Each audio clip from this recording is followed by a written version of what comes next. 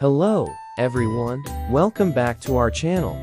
Today, we're excited to take you on a virtual journey through two very different living spaces, a mansion and a tiny house. First, let's dive into the world of luxury with our grand tour of a stunning mansion.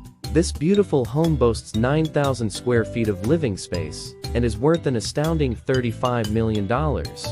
It features 6 bedrooms, 7 bathrooms, an in-home theater, and a breathtaking indoor pool, with windows that give you stunning views from every angle.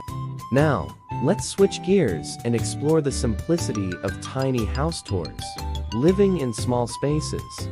A tiny house can be as low as 120 square feet or as large as 400 square feet. These houses are built on wheels, making them perfect for those who love to travel or prefer a more minimalist lifestyle. They come with all the amenities you need, including kitchen appliances and a bathroom with a shower. So, which one do you think is best?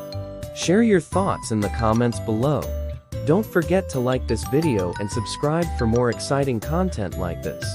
And if you haven't checked out our other tours yet, make sure to hit that play button right now. Thanks for watching, and we'll see you in the next video.